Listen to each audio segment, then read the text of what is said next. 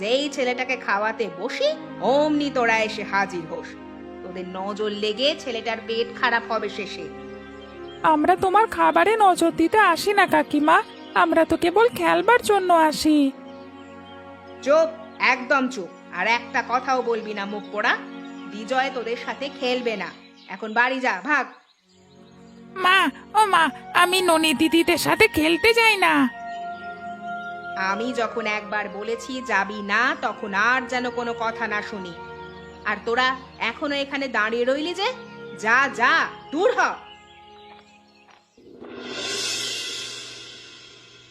হ্যাঁ রে দিদি, আমরা বিজয়ের সাথে খেলতে গেলে কাকিমা আমাদের সাথে এমন খারাপ ব্যবহার করে কেন রে?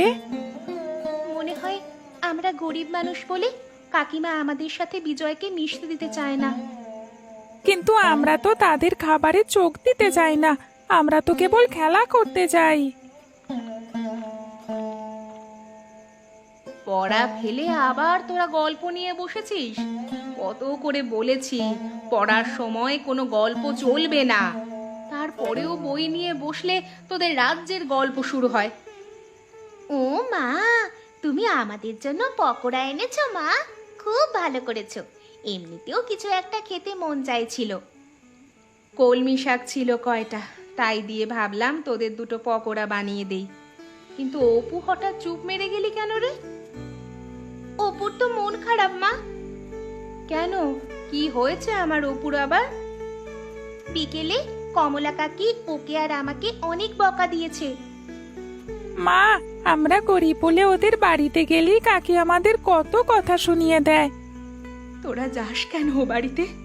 আমি কত করে বলি ওদিকে যাবার দরকার নেই, তবুও তোরা আমার কোনো কথা শুনিস না কেন? কিন্তু আমরা তো ওদের খাবারে ভাগ বসাতে যাই না মা, আমরা তো কেবল ওকে খেলতে ডাকতে যাই, কিন্তু কাকি এমন খারাপ ব্যবহার করে আমাদের সাথে। আর যাস না বাবা, খেলা করতে হয়, তোরা দুই ভাই বোনে মিলে খেলা করিস। শুধু শুধু গিয়ে কেন বকা খেয়ে আসিস? এখন নে, গরম গরম পকোড়া খা। মা, ও মা, বাবা কখন আসবে গো?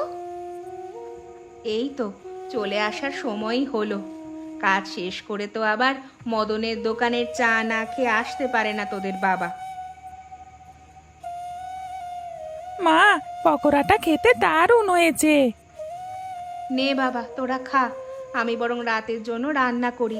খেয়ে মন দিয়ে বই পড়, একটা বাড়তি কথা যেন আমি না শুনি। ঠিক আছে মা।